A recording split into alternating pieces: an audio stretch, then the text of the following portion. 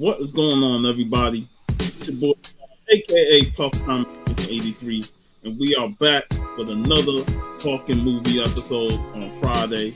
And I'm joined by my co-host, my man, Varangian Vigilante. What is going on, brother? I was looking forward to this. I know we already talked about The Last Dragon, but I'm so happy to talk about it again, and then also in combination with one of the movies that pretty much inspired this movie, Enter the Dragon with Bruce Lee. So we have today Bruce Lee and Bruce Green, aka Bruce Leroy. That's right. And it's funny, next month, August 19th, is the anniversary, 50th anniversary of Enter the Dragon releasing in theaters. 50 years since this movie first came out. And you know, we were talking a little bit backstage about how this movie was the standard bearer of martial arts films. Like, yeah, especially internationally. Like this was like the big one. It was huge. Yeah.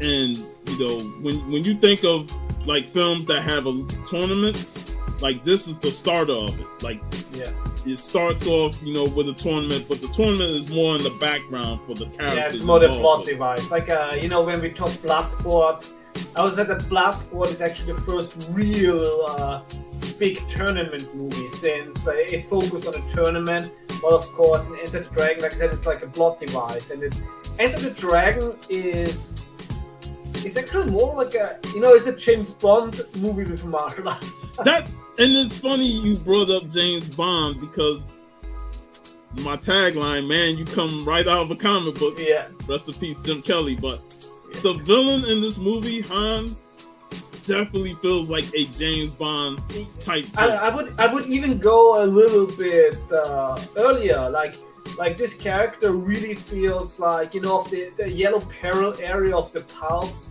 Saxon, you know.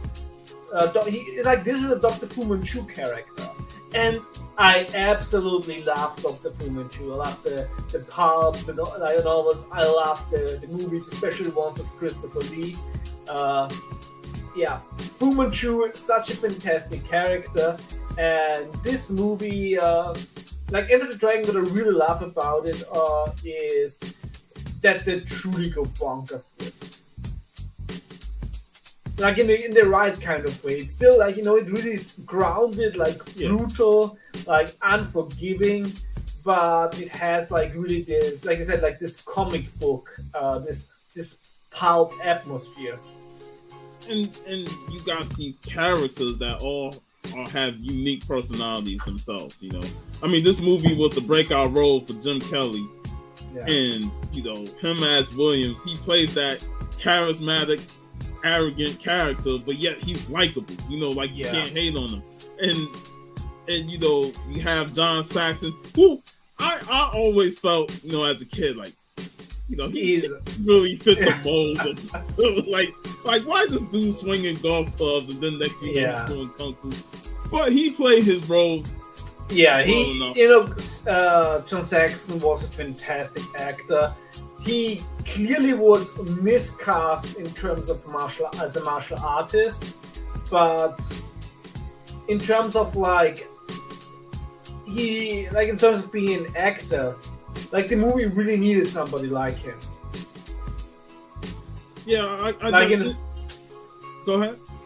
Like especially in the dialogue scenes, so he really was like the actor anchor in this movie.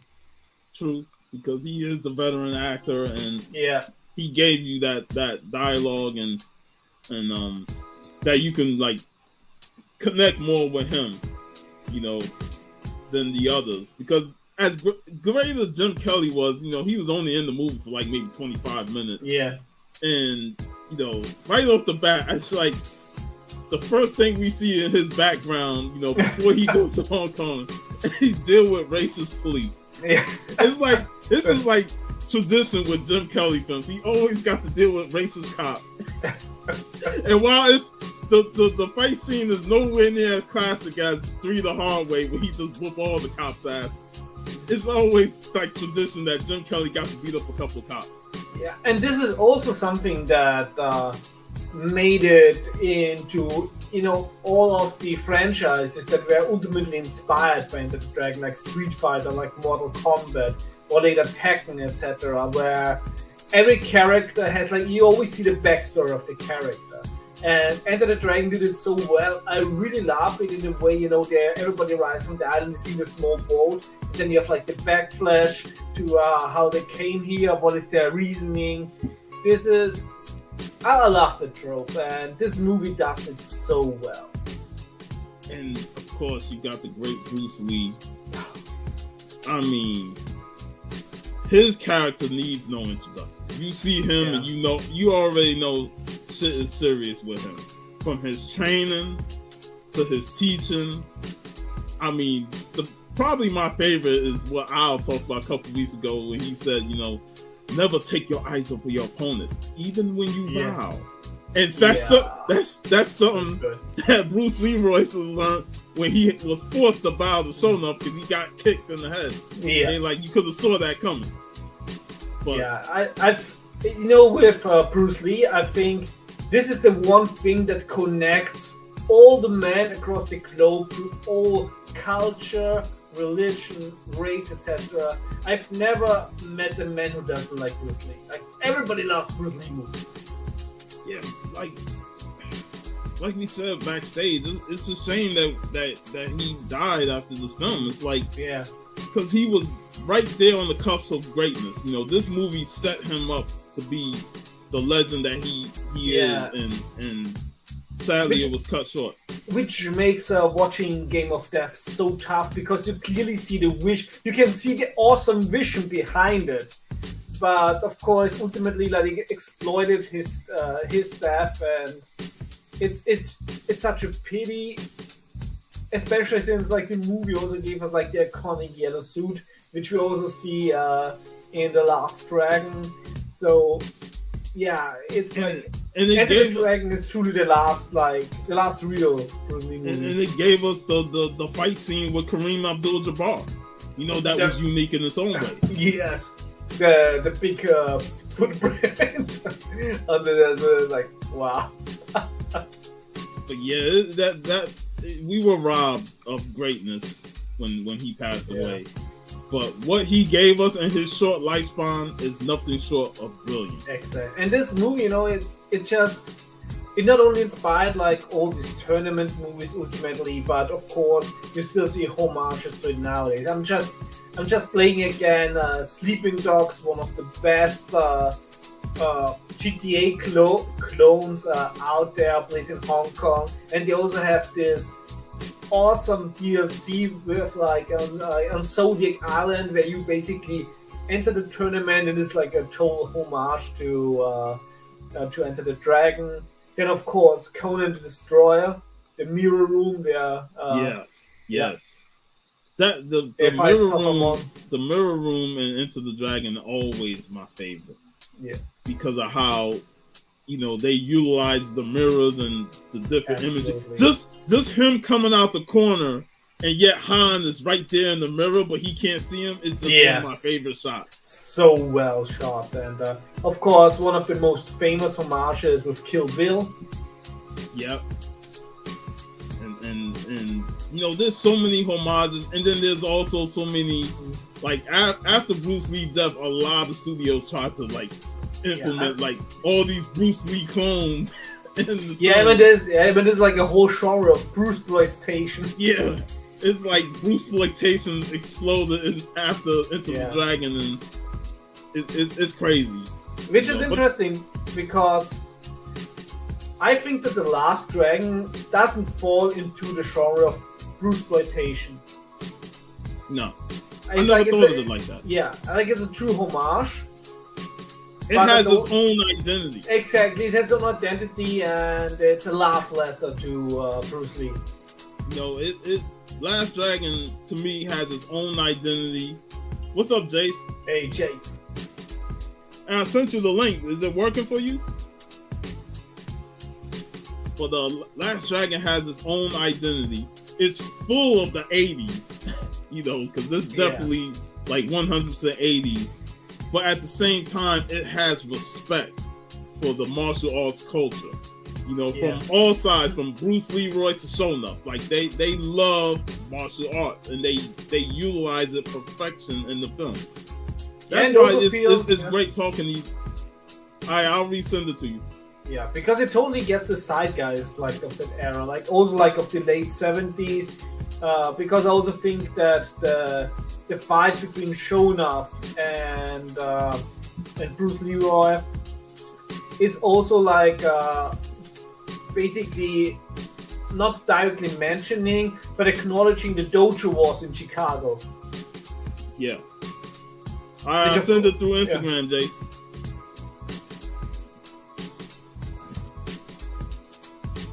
But yeah, like that's why the character of Shonuff is so fascinating, because you want to see how he got the glow. Yes. You know, I mean, through vigorous training, who was his master, and because I guarantee you there were bully tactics in his way or to the top. Yeah. You know, when we discuss Shonuff later on, but we're going to talk about his character in depth. Yeah, so many movies got comic book adaptations or comic book prequels, sequels. I really wish there would be a contemporary comic from The Last Dragon. All right, here we go. What's up, Jace? Hey, Chase. Yo, what's up, BB? Hey, how are you? Oh God. Yeah, man, we're talking Into the Dragon. Yeah. And you know, we're gonna start with that first. Jace, what's your thoughts on the 50th anniversary of Into the Dragon? I completely forgot about the anniversary when you brought it. Oh, snap! No wonder why the 4K is finally coming out. 50 years since this movie. Yeah.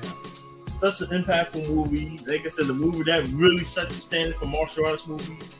The movie that really put Bruce Lee on the map, and for him to pass away. Yeah. Man, like you said, we was robbed of greatness. So I just hope they don't fuck up the 4K. Like Warner does sometimes. Yes, it has to get good for it. I see you had the Blu-ray. How's the Blu-ray? The Blu-ray is really nice. I got this. It's from the UK box set because you had, of course, like Enter the Dragon, Game of Death, Fists of Fury, a Big Boss, and another one, like in a huge set, and I think I got it for 20, so that's a great deal. So the Blu-ray is already really nice, so the 4K has to beat that. It has to be better, like superior quality. Yes. I still want to get the box set, the Blu-ray box set, but I'm going to get I already got the 4K pre-order.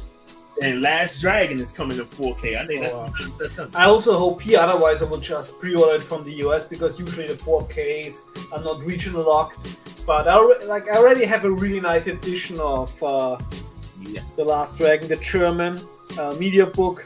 Awesome, man. That's a great and that is, that one is beautiful. Yeah. It also came with the soundtrack on CD, which is not bad to have. But of course, this was such a great find in a local vinyl store. Yes, vinyl store. Yeah. Alright. Beautiful edition to have. If VV gonna flex, then I gotta flex mine, because shout out to John Neville. Yeah, that's right. Hooked me up with the vinyl. But that should be interesting, because also like this vinyl has the title, the English one. Yeah, it's actually it should be like the US one. It just says distributed in Germany. Either way, it's a fire. It just like some Europe distributors here for France, Germany, etc. But everything else here is also in English. And the soundtrack, wow, this movie. Yeah. I mean, I gotta give love to Willie Hutch, you know, when he sung the Glow song.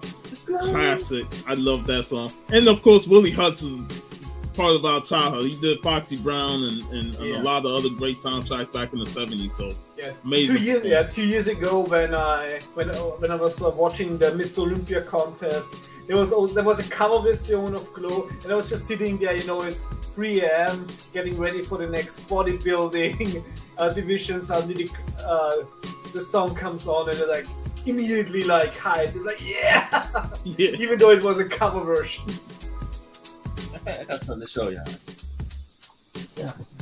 Yeah, man. But The Last Dragon is awesome. This one song I always felt that should have been on the soundtrack, and it was when they went to Laura's apartment, and that background song was amazing. I love listening to that song. It should have been on the soundtrack, but that's neither here or there. Yeah. But Hey, Sean, you remember this? What you gave me? yes, Ah, nice. I think it was Christmas gift. yeah, I A-okayed that to you as a Christmas gift, man. That's a good Christmas. Yeah, it was. I saw it, and I was like, I could either buy it for myself, but I was like, let me gift it to my brother, man. I got the comic book to go along with it too, so I was like, yeah. Yeah. Yeah, they should really like crowdfund the Shona statue Oh, Man, I would love this. with a red glow. I would love that. I would love a Show Enough comic and a Show Enough statue. Yeah. It's a similar vein. I will be all over that. Yeah. They need to do. I forgot on one of the pages they mentioned that they were looking to see if they could do some more merchandise for The Last Dragon. Because besides the T-shirts and all that, yeah, they don't got too much. It'd be great if they do some Funko Pops. Like, man, I can imagine getting if they would have done the Funko Pops and we went and saw Time Out, I would have bought that Funko Pop. It would also be great if there would be like a video game or to have Bruce Green, to have Bruce Leroy as a character in Street Fighter, guest character or Mortal Not Kombat. Street Fighter. Tekken. Tekken. I always say that because Tekken been doing a lot of guest characters from other properties. Yeah. Not that. Get Bruce Leroy and see if you can get the rights to have Stoner. Oh man, Show Enough will fit perfectly with the Oh. red glow, Yeah. Leroy with the yellow glow. Oh, it'd be so Yeah. beautiful with those two Tekken. Cause who's the guy? I forgot what's the name? Cause Jin got like the red. He's double Jin. He got the red lightning powers around. Like, oh, just imagine that. Oh, Stoner. Yeah. Now it would be a fantastic fit. We see so many Bruce Lee clones in video games. Like Even every game has Every game. Fai Wulong. Fei Long, Oh, yeah. martial law. Yeah. That's the thing. Like Bruce Lee inspired generations. Yeah. Like his death may have hit everybody hard, but his longevity and what he did in a short amount of time has lasted forever. And that's why, the essence of Bruce Lee will never disappear because he has such a huge impact on all genres. I mean, it's a detriment to the legacy of somebody that. I mean, I have not watched Once Upon a Time in Hollywood because way too long and it's not a topic I'm really interested in. But the outrage that the portrayal of Bruce Lee by Quentin Tarantino caused is a detriment to the legacy of Bruce Lee. Like, because still, so many decades after his death, people are here to celebrate him and don't let anything bad come over his legacy. Yeah, and that's why it's important to talk about Bruce Lee and the impact that he made, because Enter the Dragon is one of those films that you can watch nonstop anytime and know. And another thing, the pace of the movie is fantastic, from the introductions of the characters to Bruce Lee infiltrating the fortress, and each time tension is built up to the point that the movie just gets better and better as it go on, and then you get that fantastic climax. I will say that we were robbed of the showdown between Bruce Lee and Bolo Young. Yeah. Because it's like, just imagine if we would have gotten that fight. Yeah. I mean, this movie also introduced Bolo to the world. Yes. Who just recently had birthday. Yeah, wow. That would have been a showdown. Like, hey, Bruce Lee got the speed advantage, Bolo's muscles and all flexing. And I'm sorry. I just hated how he lost. Yeah. A kick to the groin and he's done. I'm like, no. especially after all the battles with Jean-Claude Van Damme and stuff. I'm like, I want to see more. Yeah. We have to talk this year Shoot Fighter 1 and 2. Yes. Yeah, I've been wanting to revisit those films. But like I said, with Enter the Dragon, I think it's impossible to watch The Last Dragon and not wanting to watch Enter the Dragon afterwards. That's why when you sent me the clip, I was like, I'm gonna talk Last Dragon again. You said Enter the Dragon with it. I was like, sold. Yeah, exactly. This is like the ultimate double feature that leaves everybody happy afterwards. You know, you want to have a fantastic day. Watch The Last Dragon, Enter the Dragon is a double feature. Nobody can be sad afterwards. And it's funny how you mentioned about Last Dragon is in such a good mood to watch. You know, because Enter the Dragon is a serious movie. Right? But it still leaves you like it still leaves you optimistic. It leaves you optimistic and stuff. Yeah. But you know, the tone of the film is serious. And then you watch The Last Dragon. It's so wholesome. It's wholesome. It's fun. It's got some amazing characters in there. Yeah. And at the end of the movie, you're teasing. You know, you're smiling hard because you see Leroy, you see Laura Charles. The flowers. You know, can you teach me some moves? Oh man. It just leaves that great feeling in your stomach. Like, man, this was such fun. And I also loved the flashback. You know, when Sho'nuff has him like in the water, trying to drown him, and it's like, who is the master? Who's it? And then he has like his flashback, and I was laughing. You sure look like a master to me. There's only one place where you have not looked, and it is there, always there.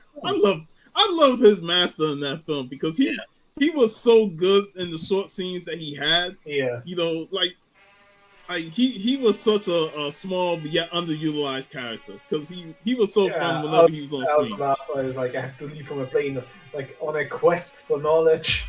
Like, no, I'm going to Miami to visit my mother. I'm like, what type of master you ought to go to Miami? I also really love how the movie plays with stereotypes. Like, of course, like even one can clearly see that the character of Bruce Leroy is like a love letter to Chinese culture. Like, I don't see it as an offensive stereotype, like not at all. But I absolutely love how the movie reverse places with the chive talking Chinese. Ja Cooley. They're like, there's no master here, ain't no slaves either. I love it, man. And then the song they sing, like Steve said, that song should be on the soundtrack. Cause every time it comes on, you're like, oh, T-Mom. You start singing. I also really love that when Bruce Leroy is trying to act black, he has such a difficulty doing so. So brother number one. But you know, as much as I love Bruce Leroy, I love his arrogant brother just as much. Yeah. Oh yeah, Richie, man, died way too soon. Another one, he died way too young. No, wait. But he was cracking me up with all his lines and stuff. He had the affection for Laura, and Leroy just swooped in and took her without even wanting to take her. Yeah. All he did was save her, and all of a sudden, damn, she's in love. The moment he came in, like this movie, did not break Sho'nuff interest and debut as a villain in movie history. Top tier, one of the greatest intros of all time. Yeah. Like the way he walked in. Well, first of all, the group coming in said, "Who's the man?" No, what were they saying first? What was the line to open? He was speaking. He was the one that came in and said, "Who's the master?" And they said, "Sho'nuff." Yeah. Am I the meanest? Sho'nuff. Am I the prettiest? Sho'nuff. Am I the baddest mofo around down this town? Sho'nuff. Just like the way how they standing in line like he's Dan Imperial from Star Wars. Like he's Darth Vader. That's right. Yeah, and I also really love, when his brother is like them shouting that Bruce Leroy is way better, and And what the movie does so well is like how Shonoff reacts, because this was not the first time this name came around. And he was like, "Yeah, I want to know who is." Yeah, he heard the name, you know, and he's like, Bruce Leroy catches bullets with his teeth. He's like, "What's this shit, man? Nigga, please." I like, but it's one of the greatest intros of all time for a character. Like we talked about the introduction in Into the Dragon and how the first scene with Bruce Lee introduced him, and you're immediately captivated by his performance, his presence, you know, his knowledge. And then Shonuff comes in with all his arrogant glory, but yet he captures you just for his colorfulness and his demeanor. That costume, that's probably one of the greatest suits that's been redone cosplay so many times. Yes. Especially the body. Don't glasses, man. Ooh, don't show no glasses. Like, just those glasses should also be out there as a merchandise. They should. Most people had to get them custom made. Yeah. Like, man, they real merchandise glasses. But yeah, this is greatest intros of all time. I want to go back to Into the Dragon first, because, you know, like I said, landmark film. What are the things that stood out to you besides just, you know, the action scenes and stuff? What are some of the things that stood out? Because for me, one of the standout scenes is the sister, and, you know, that whole situation with what's the henchman's name with the scar. Yeah, I didn't think of that. I know you talk about it. O'Hara. Robert Wall O'Hara. Yeah, Robert Wall O'Hara. Yeah. You know, that was a standout scene because death before dishonor. Yes, and you would think she would rather take death over being tortured by these men, and it really makes you think about, you know, certain stuff that happened to women, you know, especially when it comes to all these cultures that we see in the 70s. Like, she took death over that type of torture. Yeah, and, you know, it's a fascinating look at a character that refuses to take that type of torture. She'd rather kill herself than to let these men have their way with her. Yeah. And of course, like before that, she left him with the scar, and that was like the identifying factor that gave Bruce his revenge. Yeah, it set up the revenge plot perfectly for him. You know, and to me, it was one of the best flashbacks out of the flashback scenes. You know, because we got to see some action, and she held her own. But when it came down to when she was trapped, she committed suicide as a way of saying, "I'm not going to be tortured by you fools." Yeah, that was a very heavy scene. Yeah, it was very well done, and it also shows like that Bruce Lee had more reason to go there than the job he was about to do. Yeah, gave him definitely a bigger reason. What about you, Jace? What was one of your standout scenes in the last Into the Dragon? The whole build up towards the tournament. And you know what the funny thing is? The first time I watched Into the Dragon fully, I'm talking about from beginning to end, was just a couple months away from when we first saw Mortal Kombat.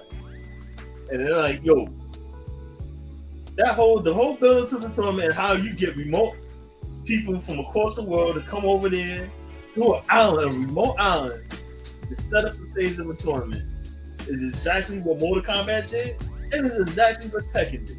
Yeah. And so this is showing how much that this movie, the first movie that introduced a martial arts tournament. Yeah. It's like it's really the broad-to movie for tournaments. Yeah. And Paul, because if I'm not mistaken, Dragon Ball, the anime, they was the first anime to do a tournament, the martial arts tournament.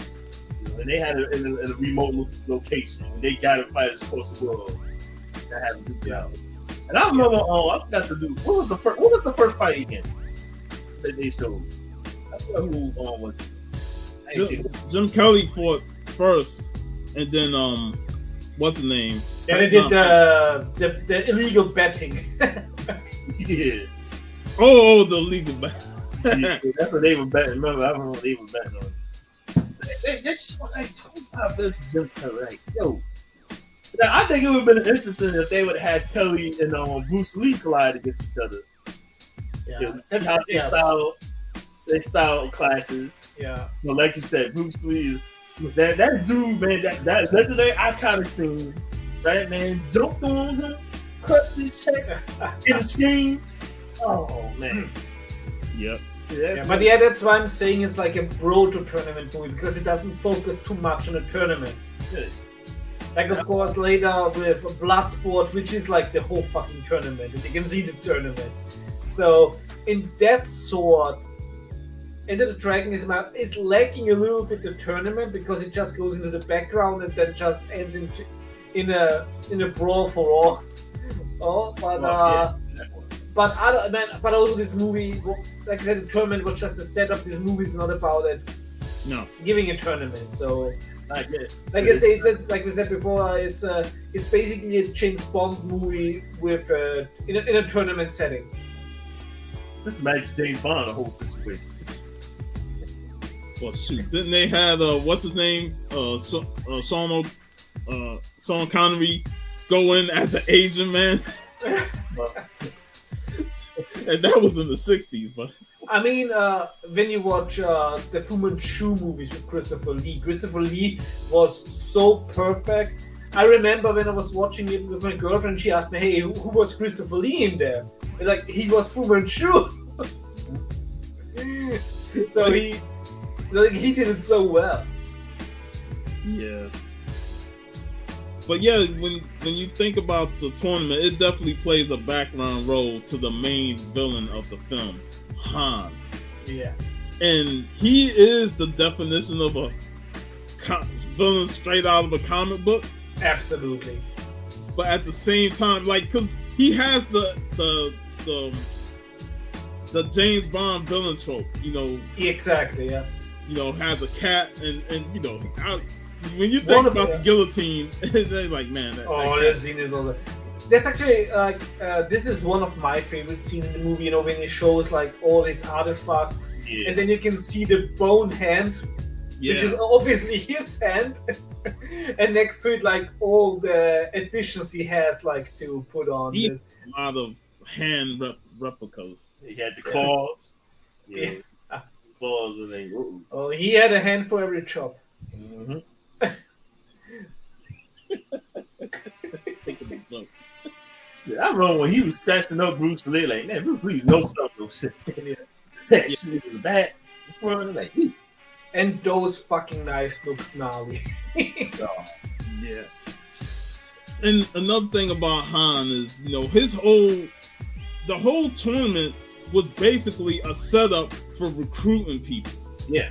Mm-hmm. You know, he used the tournament to recruit new people to join his organization.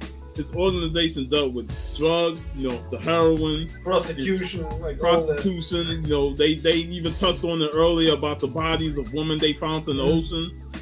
So, like, his whole tournament was nothing but a front to recruit and to continue establishing his organization.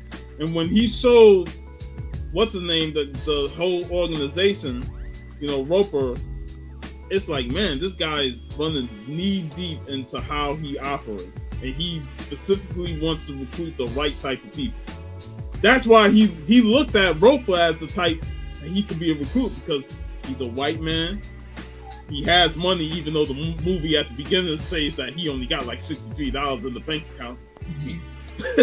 But, you know, they can use his resources to get a foothold in America. So, yeah, it made sense for him to really want to recruit Roper in. But, damn, that man got an operation that's knee-deep in criminal activity. And that's what Bruce Lee is there for, to shut that down. Because not only is Han a ruthless drug lord and organizer of criminals, but he's a Shaolin monk. A disgraced Shaolin monk. Very disgraced. And they say, we got to take him out, because Bruce Master told him he's a disgrace and we want him dealt with. Gone dealt. So, like, you had two organizations that wanted him done. the Silent Temple, and the federal government. Yeah, what I also love about this movie, of course, it's also like, hey, should we create a new character? And Bruce Lee, nah, I'm just me. I'm just myself. Just me. I'm just me. They showing the kick. The kick that looked so vicious. It was like, how the hell he was able to get up and walk away from that kick? I remember when I first saw that, I literally thought he kicked his head off when I was like, whoa. It's like when you're young, you're not thinking of that it's a stunt dummy. You think it's a legit human being getting kicked so quick. Yeah. The way they had that, like, boom, hey, boom. Hey, like, damn, Bruce Lee strong. Kick him to the next dimension, bro. But also in the movie, they really did Williams, like Kelly's character, dirty. But you know, two things about Williams. Number one, he was warned not to be outside, but he went outside anyway because he does his little stretching and stuff. And number two, when Hans was questioning him about that, all he had to do was say, "Hey, I was outside, but I saw somebody climbing the walls and stuff." Yeah. He didn't know who that person was, so he had no ties to that person. So he's like, "Yeah, I was outside, but he could have covered himself by saying that, you know, somebody else was crawling the walls. Yeah. I didn't know who that was." But he had an arrogance about himself, and you know, he looked at Han after Bolo Young killed one of the other tournament fighters, and he like, "Is this how you operate?" Mm-hmm. So that eye to eye contact about started the whole. Let me question him about him being outside. What's up, SWAT? Yeah, sharp. Yeah, this movie is classic. Yeah, I still had, like, after the fight, you know, this Anchorman feeling like, boy, that escalated quickly. It sure did. Like, you just knew when he went, when Han wanted to talk to him personally, it was like, it's not going to end too good. It's not. But Williams' character was kind of arrogant in that way, and he was looking to fight. And when he fought Han, he did not expect Han to have that slight advantage with the hand. I also love, like, you know, when this movie also introduced stage transitions. Mm-hmm. You know, when they suddenly, like, go through the wall and suddenly all the drugged up girls partying. Now that was insulting. He falling all over the place, and them girls just laughing at him. All the girls drugged up. Like, this is like the OG stage transition. Yeah, it is. Like, you go into a whole new room. Yeah. Damn, this movie's so revolutionary, man. Stage transition. But yeah, like they took out Williams so quick. I was like, damn, man. Yeah. And he was cool. Like, yeah, he was a bit arrogant, but he had a coolness factor about him. You know, and that's Jim Kelly in the nutshell. There was still like this thing, you know, like, just talk it out. What you said? Is the second movie Jim Kelly? Or was this first? I think it's the second or third, but it was a breakout one for him because he appeared in like 2 other movies prior. But this was his breakout role, and what led to people saying, "Oh, we need more films with him." Yeah. And we got Black Belt Jones. I think one movie was before Melinda from 1972. Okay, it was one. Second movie. What a way to have a second movie to put you on the big. And like I said, we got Black Belt Jones afterwards, so that's another movie we gotta talk in the future. Yeah. He did 3 movies with Fat Willis and Jim Grimbow, right? Yeah. Take a Hard Ride, 3 the Hard Way, and 1 Down, 2 to Go. Yeah, 1 Down, 2 to Go. That's the one. Yeah, Black Belt Jones has such a weird German title. Like, what is it called? Freie Fahrt ins Jenseits is like free trip to the afterlife. What the hell is Free trip to the afterlife when you mess with Jones? Oh. Yeah. The German title. Freie Fahrt ins Jenseits. Oh. Hey, that shows you don't fuck with Black Belt Jones. You're going straight to the afterlife. Yeah. Great. That's hilarious, man. Yeah. That should have been the subtitle of the actual movie, Black Belt. I mean, Enter the Dragon also had a very different German title. It's like Der Mann mit der Todeskralle, like the man with the death claw. Oh, Han. Yeah. It's right behind. What's the Last Dragon? Yeah. The Last Dragon is der Tanz des Drachen, like the dance of the dragon. Well, there's a lot of dancing in the film, so. Yeah. Dancing. I mean, Sean Sean has the German movie poster. Yeah. And if Timac ever come back to MegaCon, I'm getting him to sign that. Nice. Well, you say that Last Dragon is pretty much one of the first movies that ever blend martial arts with music. So much martial arts, and you have music in the back, a lot of music. It's a huge part of the 80s culture. Yeah. I think pop music for sure, of course, like a lot of martial arts have like this motivational, like awesome back music is like by Herzog. For example, like of course Kickboxer and Bloodsport, Kumite, fight to survive.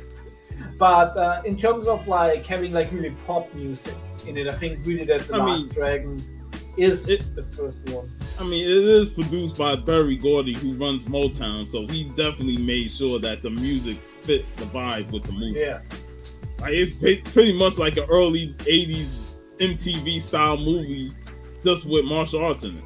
Yeah, I mean, Streets of Fire is not a martial arts movie per se, but Streets of Fire I think has like a similar vibe. Mm-hmm. It does. It's just show you that this movie cannot be remade, man. Come on, man. Just imagine a movie. This Last Dragon in modern times with the music that comes to First of all, there is no good music anymore. Yeah.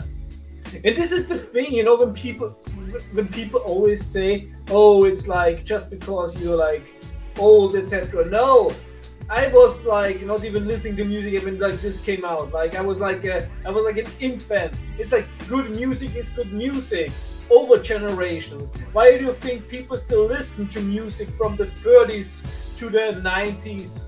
It's just like nowadays there's nothing creative anymore. It's not It's like all the past decades have been tested music.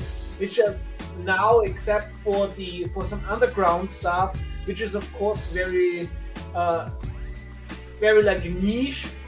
There is still awesome stuff, but like pop music is bullshit nowadays. Oh, like back in the days, you know, when you listen to Prince, to Queen, it doesn't matter if you love metal, rap, classical music. This is like music that generates something in everybody, that speaks to everybody. Like I still think it's humanly impossible to dislike Queen. Yeah, it's like it doesn't matter what you like, doesn't matter what you listen to. Queen is awesome, exactly. And this is just there's.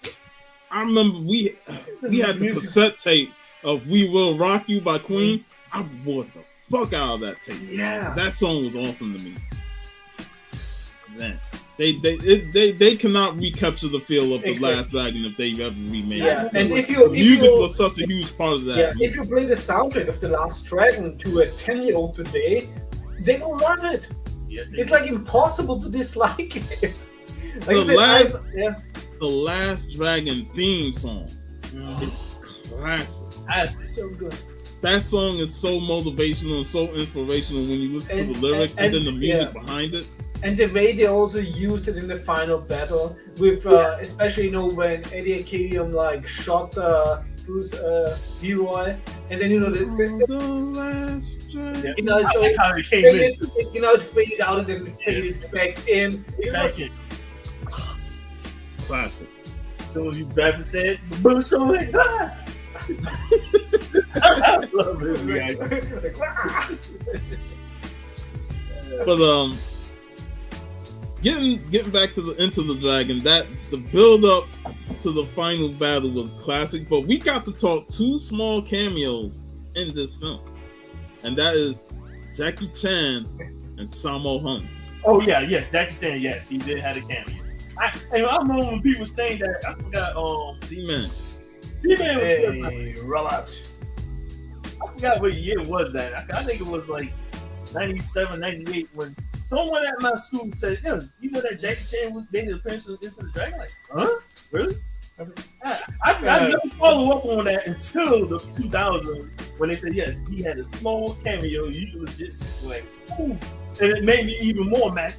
Imagine we get Bruce Lee, Jackie Chan in the same movie. Oh man! And then he had the battle with Sammo Hung at the beginning. Mm-hmm. What's up, Barbarian? Hey, Barbarian Kung Fu. That's the name. That's the name right there. We're talking Kung Fu. We got Barbarian Kung Fu. Barbarian. Yeah, but that was still when Jackie Chan had like a lot of cameos back then. There was also this what was the movie?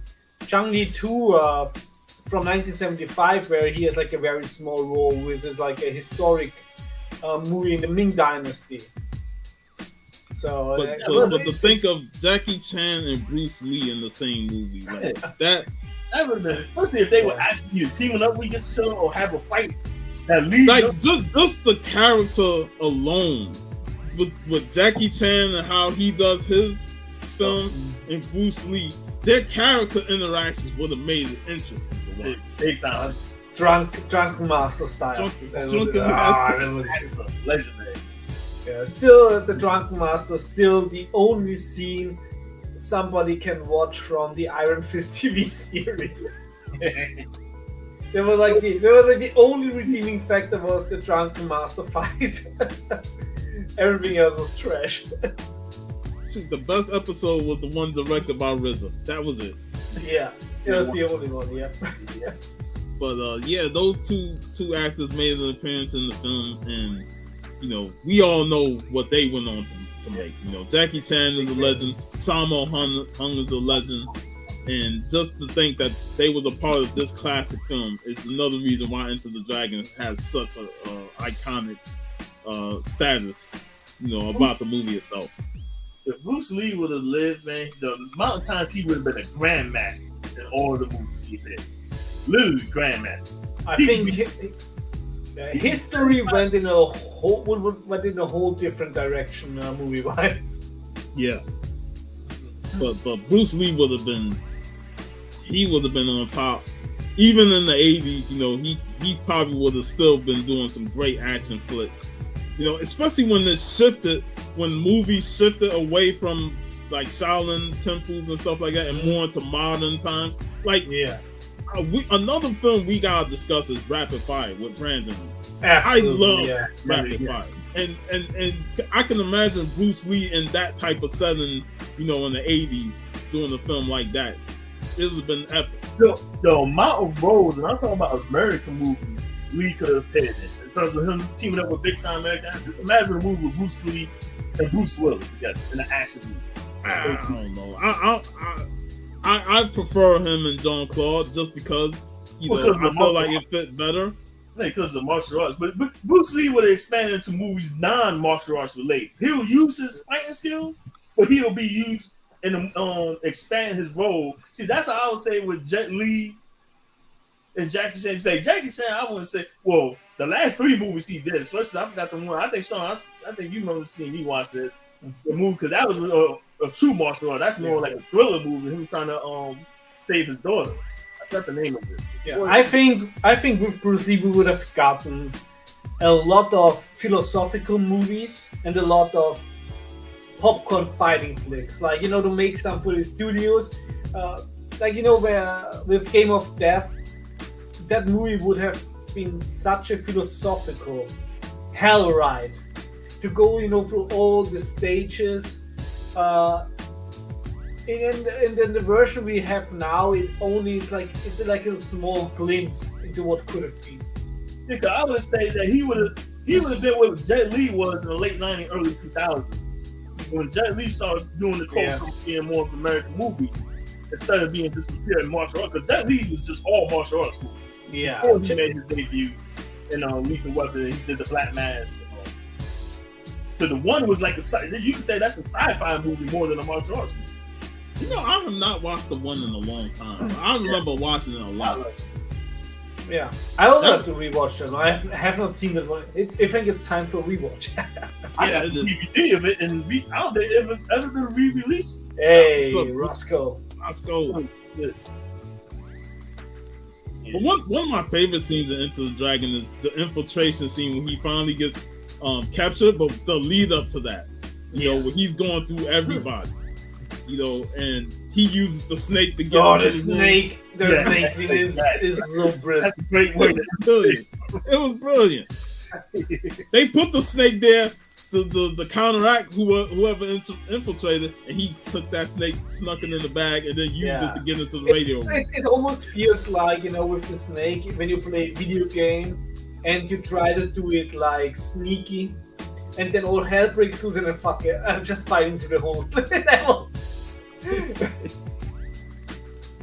But yeah, that whole sequence was amazing. And Jamal, I was saying earlier, like, I love John Saxon, but we were robbed Bruce Lee versus Bolo Yeung. Yeah, we were robbed. We robbed that fight. Absolutely. That was an epic showdown. He should have been like a mini boss. Like, you had Hans as the main boss. He should be the first boss. The first mini boss was O'Hara. But Bolo would have been the Goro. Yeah, that's why like Lee dispatched O'Hara, got revenge for his sister, and talk about iconic scene. That's the one thing Last Dragon showed. Yeah. When he jumped on the radio and broke that shit. But yeah, that scene was iconic when he took out O'Hara, because O'Hara was like, this guy's better than me, and he couldn't handle the fact that he lost. So, you know, he tried to break glass and stab him, but Lee was too good. Yeah. Actually, it would be fun. Who is scarier, Goro or Bolo? It's a tie. Goro has 4 arms, but Bolo is fucking Bolo. Bolo is Bolo. Oh, man. Just like Bolo, Goro, mash the two together, and it's just. Oh man, you're done. So much scary. Like, he's the main boss. He's not sub boss.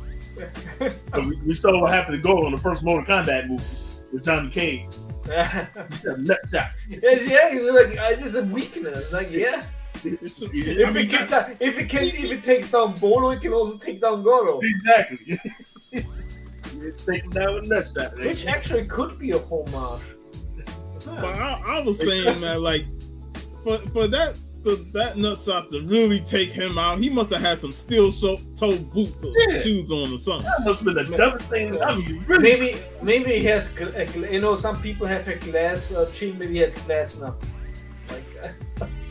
Like, he all powerful up top, but in the midsection, he didn't level up his balls. Oh man. But yeah, we won't rob that battle. But what we got was great. And the whole final showdown between Lee and Han is classic. We talked about the mirrors and how that was used in other films, especially Conan the Destroyer. But that scene is so fucking well directed, yeah. So well done. In general, like, also for this not being like the most expensive movie of all time, the cinematography is just beautiful and well crafted. It's so well shot, well done, and it's one of those fights that I can just watch on repeat. Like, every time I watch that fight scene, I like rewind so I can watch it again, because it's just I'm just talking about it. I want to rewatch it. But it's one of my favorite fight scenes, and Han showed how capable he is as a fighter. Like, yeah, he hand to hand he cannot mess with Lee, but he's so cunning with how he gets his strikes in, and he slapped him a couple of times. But like you said, Jay, he like no-sold him because he was so determined. I think in the future we have to do the show and afterwards, like, make an audio commentary live watching. Well, speaking of boss battle, when I first saw The Last Dragon, that's why I always love this quote. When Shonup came in, opened the door, Leroy, yeah. up yet? And the reaction of Leroy's face, like it's just so, oh shit, it's about to go down. This is real now. Because the one thing I love about it is that Leroy is actively trying to avoid fighting Sho'nuff because that's not on his path. It's not on the path, even though he keeps diverting off his path, but he doesn't want him to get into a fight. That's why that scene where Sho'nuff and his crew destroyed the pizza shop is such an important scene because he's trying to force Leroy to fight him and to engage in him. And while Leroy has that mentality, like he's training and he's angry and he's upset, he still doesn't actively go out to try and fight Sho'nuff. Yeah. So he had that skin in this when he saw Sho'nuff coming, he was like, hey, I think what a really important scene was before, when his brother gave him shit that he didn't fight, but then his mother came to hug him. I think that was like really where it's like, hey, and nobody's giving him the fault for this because it's not his fault ultimately for choosing the path of peace. Yeah, because again, like even Bruce Lee said in Into the Dragon, my best form of fighting is non-fighting. Like that bully on the boat in the movie. He's treating the Asians with disrespect and stuff, and then Bruce Lee defeats him without even fighting. Yeah, that was such a perfect owning. So Leroy is trying to go down the path of least resistance. Yes, doesn't have to fight. He's not trying to start no conflict, but Sho'nuff wants that fade. He wants to run that fade, and he doesn't care how he gets it. He wants to fight Leroy. It's an interesting character study because we talked about how Sho'nuff wants to get this fight out with Leroy, and then some people will say, well, he's a bully, because he's usually using bully tactics, but he's not really using bully tactics as a form of he's antagonizing somebody to get what he wants, which is a one-on-one battle. And I also think that in that sort, it's that Sho'nuff, since he always like who is the master, and he needs this reinforcement because he's insecure about him being the master because he knows that Leroy is out there, and he wants to know I can only be the master when I beat him, truly the master. And on top of that, like, yes, he has an arrogance about himself. His ego is huge, but at the same time, he still has the value of I want to challenge you one-on-one. It's not like a bully. A bully's not going to straight up challenge you. A bully looks to pick on somebody who's inferior or weaker, and then they keep bullying him. But he looks for somebody who, they're not going to fight somebody who has skills, who can fight. Nah, a bully's going to pick on somebody that's weaker so they can bully them, Exactly. It's also like in the cinema you see that he's touching nobody that doesn't want to do anything with it. Like only when he's challenged by somebody, then he fights. But he's not like because the movie theater, he walks up in there with his grandiose entrance, and then he hears the kids say, "I know Bruce Leroy can beat you," and then that's when his eyes flamed up. He's like, "What?" And then when he challenges Leroy, and then somebody said, "Why don't you sit down and shut up?" And Sho'nuff took that as a form of disrespect. Why don't you come make me shut up? And then when everybody came and attacked, he attacked back. So, bullies don't look for people to come and attack them. They attack people who are fighters, who are inferior, who are weaker. Sho'nuff, if anything, he wants to fade with anybody. Yeah. And he wants to truly know who is the strongest. Yeah. Sho'nuff is all about challenging, because even when he walked into the pizzeria, he asked, "Where's Leroy?" Tell him he needs to see me so we can fight. You know, but that and props to Daddy Green. Yeah. He's not gonna give up his son location. Yeah. I wouldn't tell him even if I knew. Yeah. That was like But when Shonuff had his men destroy the place, he did that as a way to say, "Oh, we gonna destroy your parents' place, so you can come out and fight me. Because now you have no choice. I done wrecked your whole father's pizzeria, so now you're gonna have to seek me out and get revenge." And this is exactly why this movie really needed Eddie Arcadium as the big villain, because Shonuff is, of course he's like a villain in this movie, but it would be he's not so evil that he would have been a great ultimate villain. See that man name's bring up in this video? You see? Oh, no. Hey, goes automatic L. Automatic L. Before the fight even starts, Steven's goal is taking an L. I mean, Steven Seagal, when he was young, people can say what they want about Aikido. Aikido is a martial art, probably not the most effective martial art to defend yourself.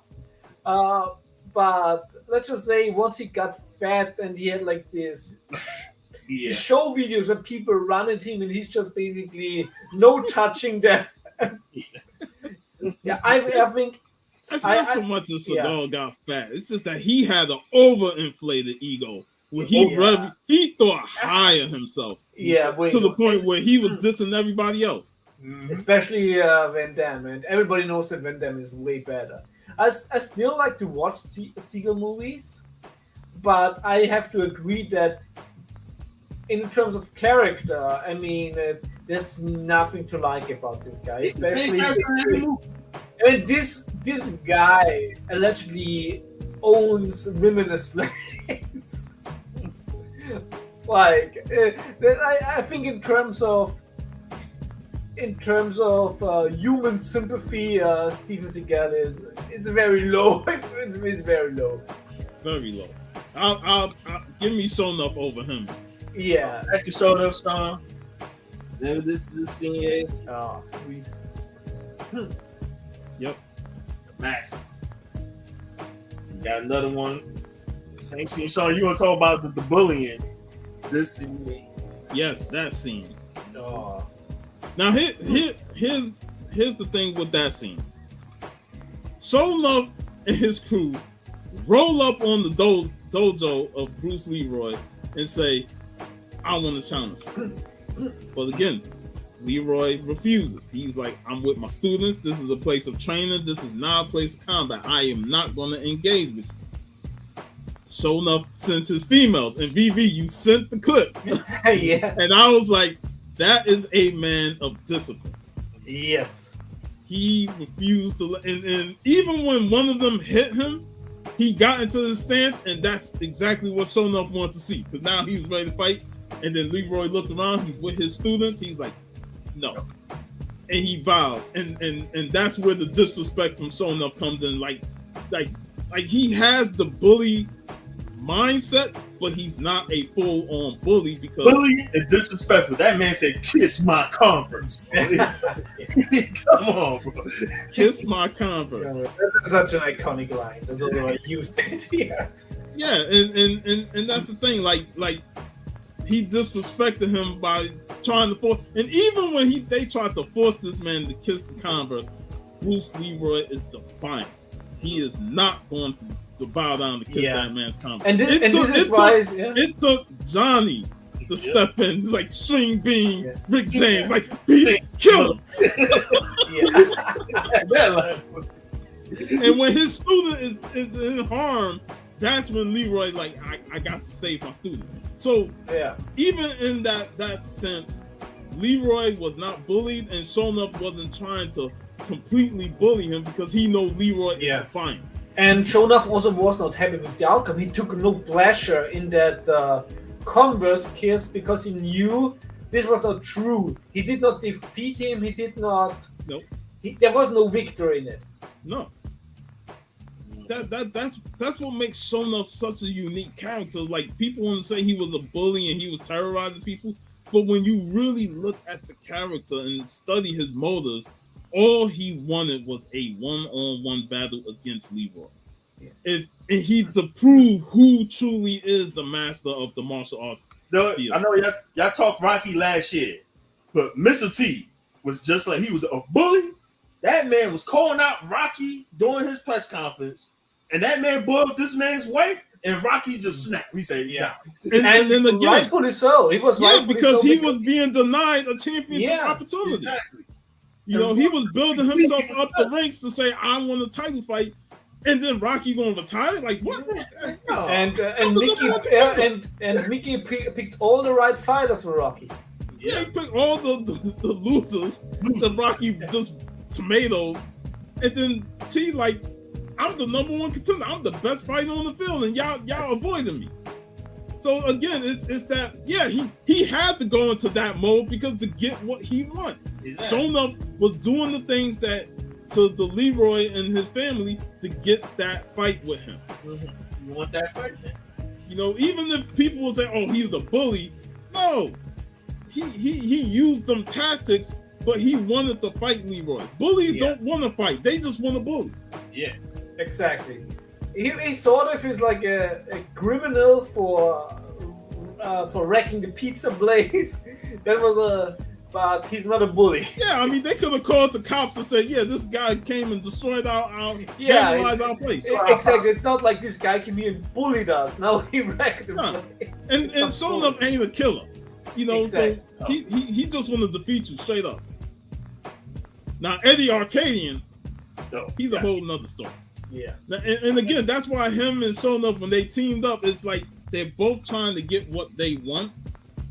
Yeah. Eddie Arcadian does it in such a scumbag way, kidnapping somebody and then trying to force them to play a music video. That even Laura's like, this video is not for my audience. Like, my audience know what they like, and they're gonna look at me like, the fuck you playing this shit? Yeah. And even Shonuff's like, fuck this, who's this bitch? Yeah. And also Shonuff, you know, he didn't take the money. Like, it's like, I don't take money to fight him. Like, I want to fight him. Keep your money. What's the Just get that man to the designated place. Designated time. And I'm glad designate his ass for dismemberment. Classic. Awesome line. Awesome. I mean, Shonuff is just so great. Props to Julius Carey. Rest in peace to that man. He played a lot of roles, but this is his most iconic role. It is. And it's a role that everybody remembers. Like Jamal said, people cosplay this character. You know, and later, G-Man, definitely going to catch your show tomorrow, 1 p.m. But yeah, this character is just such, like, he's bad, but at the same time, he's super cool. And then like, man, he just got so many great quotes that you just can't hate the character. I think if you would have to find a word for him, I think it would be ruthless. He's ruthless. Yeah, he's ruthless. Yeah. But at the same time, ruthless too. Very aggressive. Yeah, he's aggressive. He's ruthless. He's arrogant. But at the same time, the character, the pieces of the character, you're enamored by it because it's like he's awesome. He got all these great quotes and stuff like that. And after the movie, you're like, man, I want more Shonuff. I want to see how he got the glow.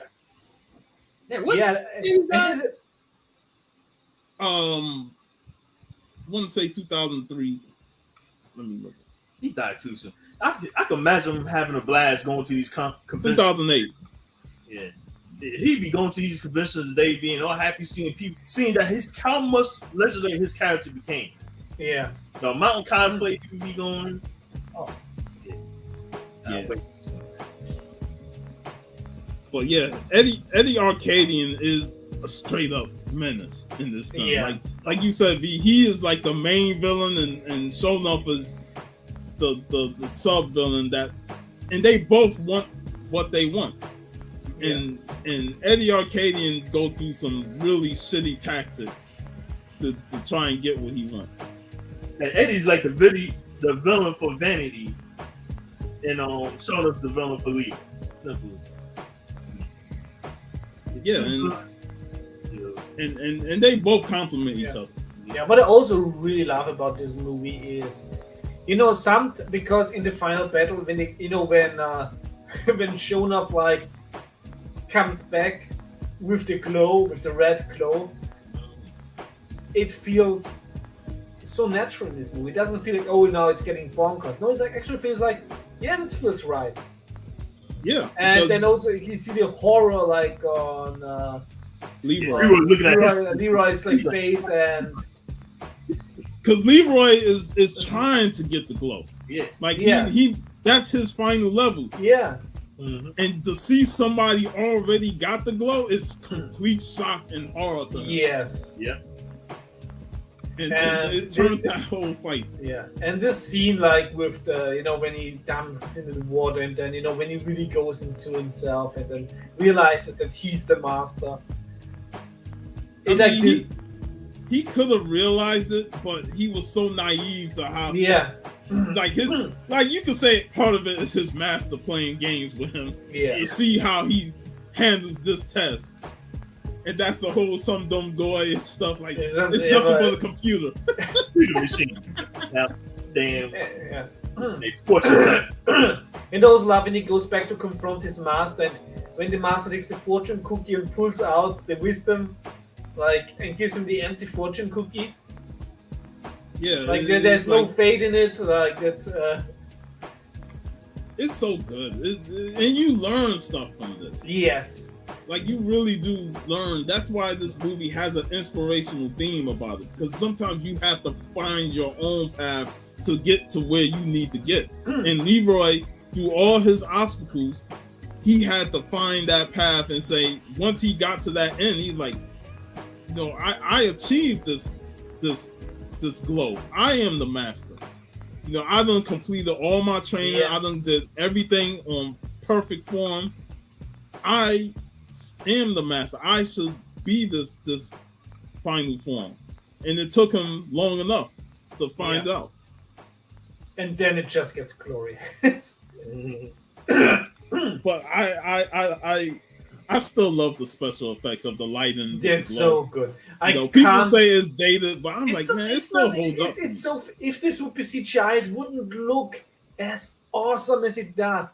I love that. I love the classical effect, and I can't wait to see this in 4K. Yes, me. Both movies I can't wait to watch. Yeah. Not only that, because the colors are gonna pop extremely in this film. With the HDR, those colors are like, especially in the club. Yeah, the whole the dance floor scene. Oh man, yeah. Yo, poor Mike. Doing great, man. We're having a blast talking these two films. And of course, the sound will also be greatly better.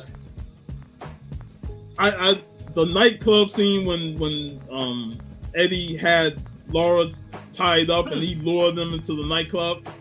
I love that scene so much. From the club colors to the attack, and then the big brute come in and hand Leroy an L before his men come, his students come and save the day. And this Ernie Reyes shining moment in the film. Ernie Reyes.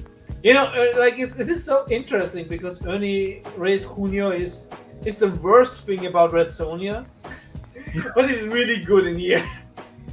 Because we only get small doses of him, and exactly. we do get him. It's awesome because he gets to kick ass. I mean, just the one scene alone where he stood up to the guy and he gets his rhythm and stuff, and he starts doing his thing. I was like, oh man, it's so wholesome and yet so fun. Yeah, y'all talked about him on Teenage Mutant Turtles too. Yeah.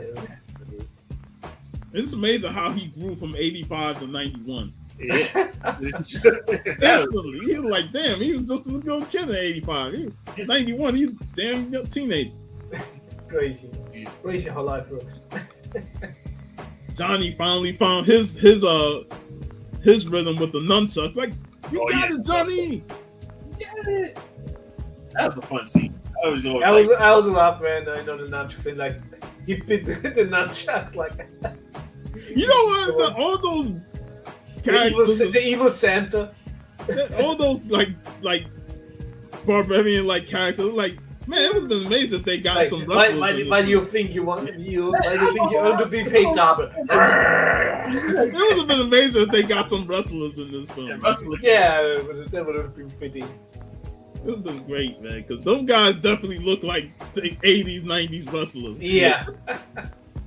Especially the guy that kept body slamming Leroy, man. Every time Leroy go for that. Yeah. Yeah, this is like this one annoying animated video game that always does a grapple. The Brutes. The guy who you talk about, you know who in video game terms who remind me of? The big fat guys from Streets of Rage coming playing without their Oh, man. I hated them fat dudes. Yeah. Man. Oh, God. All they do is just come around, boom, boom, flame out there. Yeah. We already talked before a little bit about Sleeping Dogs, the DLC that is the homage to Enter the Dragon on the Zodiac Island. There's this. The only thing I hate about is, when the wall comes down and you have to beat everybody in time. It's so fucking difficult, but otherwise it's such a fantastic DLC. That would be really great if there would, like I said, it would also be like a stage like this for the Last Dragon. I think that'd be, if they could do something like I screw a movie remake. If they do something, a video game homage to the Last Dragon, I'll definitely be accepting of that. That would be fantastic. I mean, I know they got the animated. That animated shot they did still got to come out, but another thing is, we talk about Julius Carey as shown enough. Rest in peace to him. Richie, I love his demeanor, and he's always downgrading Bruce Leroy, calling him names and stuff. But I love at the end when his friend tried to poke fun at him, like, "Oh, she married, she with the cornball now." I'm like, no, he ain't no cornball. That's my brother. I mean, he died in 2012, only being 41 years old. Way too young. Yeah. And of course, Denise Matthews. She was such a sight in this. Yeah. Yeah, we already also talked Action Jackson. She's also in a lot of awesome stuff. I remember the movie she did with Michael Ironside, Neon City. I have to rewatch that one. Yeah, that's a movie that I ain't seen in a while, but I remember her in it with him. Was she in Red Heat? No. Who was that? She wasn't in Red Heat. No, that was the other girl. Yeah, I'm kidding. Yeah. But yeah, The Last Dragon is a classic. And it was due, and I thought we definitely did a great job in talking about Shonuff, because I liked reading those debates on the character being a bully or not. Some people feel he's a bully. Some people feel that while antagonistic, he's not a bully. And I saw some very respectable debates on it. And especially in today's landscape where debates can turn into a disaster insult fest. Yeah. Just to see somebody go back and forth but yet keep it respectful, because they love the movie so much that they like, hey, this was a great debate. Yeah. And I also think that this movie has a really positive fan base. Yeah. Like, because I've never heard anybody say nothing negative. Because watching this movie, The Last Dragon is one of these movies that makes you a better human. When you watch it and when you truly take inspiration from that film. Yeah.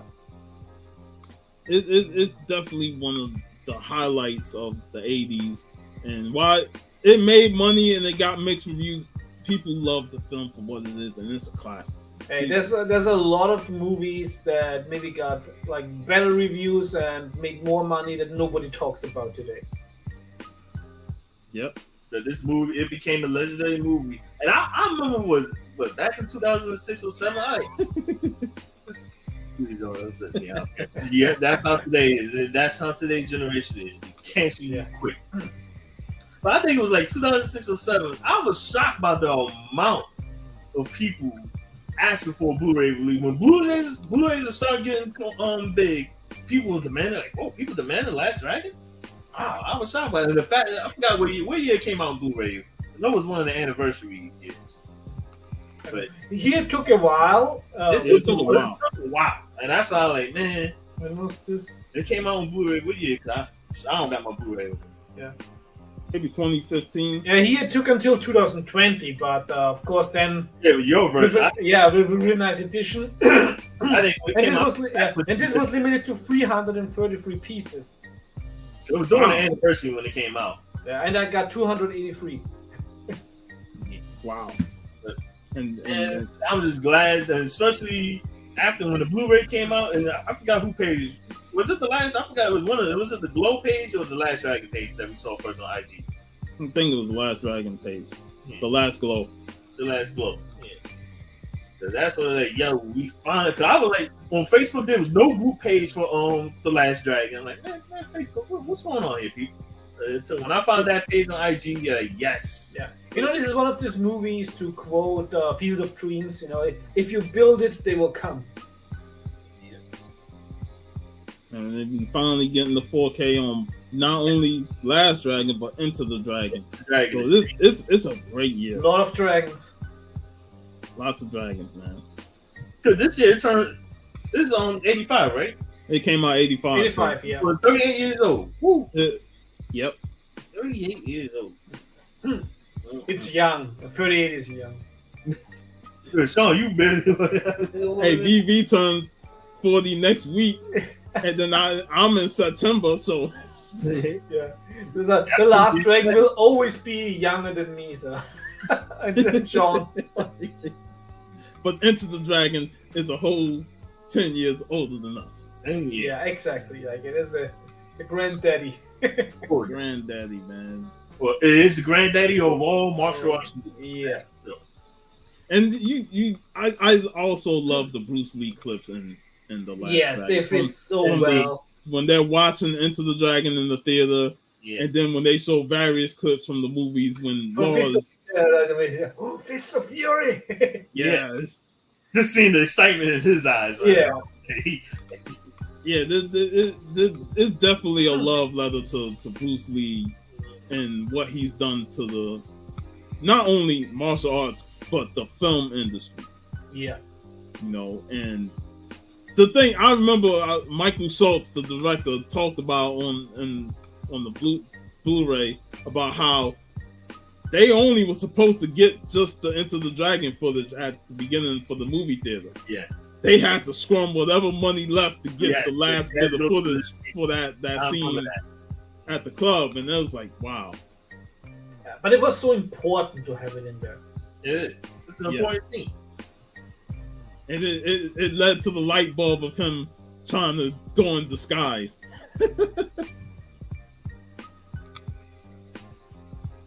Well, yes, I love that. So, man, that was all epic discussion right there. Yeah.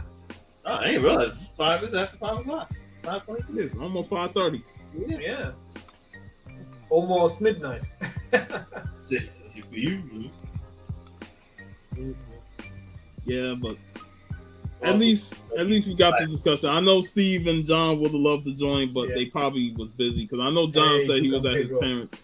Two Gun, what's going on, bro? Well, more reason to make it like one day make like a third live stream. The trilogy. maybe when the animated one is out. Add another Dragon film. Gotta get Steve on here. Or we're making a 4K review. Yeah. But yeah, hopefully the 4K even have more extras. Like the last remaining cast members get together and just have a little panel talking about the film and the impact it had. That would be awesome. Yeah, how many cast members besides Tomac that we know is still alive for like that? I know the guy who played Johnny is still alive. Johnny Glenn Eaton, he's still alive. Of course, Ernie Reyes. Is any of the parents still alive? Chimudi. He's still alive. Yeah, Chimudi is still alive. He also was in Bad Boys, yeah. Eddie Arcadian, Christopher Mooney still alive. I think I've seen him recently. I mean, also Chess Palminteri is still alive. He plays like one of the hoods, like a side character. Yeah. Hey, it's pretty cool seeing him in this as a small character, knowing what he would become later. Yeah. Hey, his role And then of course, William H. Macy, he has small. Yeah. So was he credited? Did they credit him later, Chaz? He's on the cast list. Hood number 2. Yeah. William H. Macy as JJ. And yeah, fuck, Carl Anthony Payne from at the pizza shop. Yeah, that's right, Carl Anthony Payne. Yeah. And then of course Rudy from the Cosby Show. She was the little sister that had like 3 different names.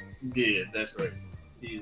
So yeah, this movie had a lot of actors in there that we know of. But yeah, just overall fun. It was great talking both of these movies in the same stream. Absolutely.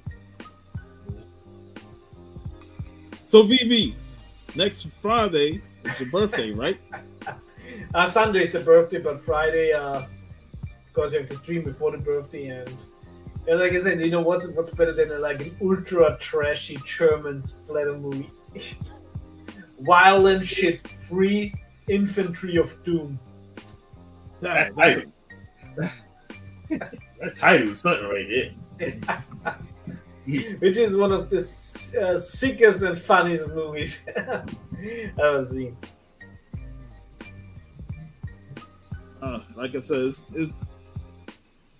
it's just called Violent Shit here. Violent shit. It's Violent Shit 3, Infantry of Doom. Yeah. I mean, Violent Shit 1 is, you can't watch that one. The quality is so bad, it's basically with a home record or something. Violent Shit 2 is actually a nice homage to slasher movies, but Violent Shit 3 is just truly bonkers. You know, we definitely gotta talk Brain Dead. You know, if we talk splatter, we gotta talk Brain Dead. I love that. Yeah, like your mother ate my dog and not. But yeah, we're definitely gonna talk that next week. That'll be VV's choice. So again, I'm gonna move you to the side. You're gonna be the lead on that. You know, it's your special day, and hopefully, this package will get there next week. With your A-OK from me, Steve. It'd be nice to unbox it also then, yeah. It's priority shipping, so hopefully it get there way before then. Hopefully. But who knows with the customs, you know, all it takes is one lazy person that always sticks something on it. Yeah.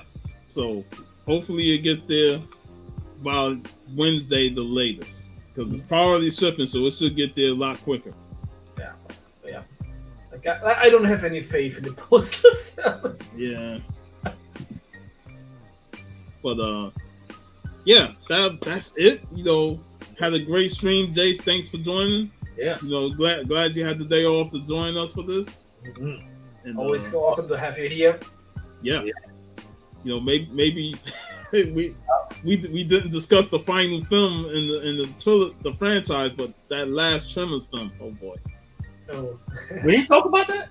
Oh no, we didn't. Yeah. Nah, because BB didn't watch it. Yeah, I didn't watch the final one. Yeah. That's still the future. It's still a future, man. But thanks for joining.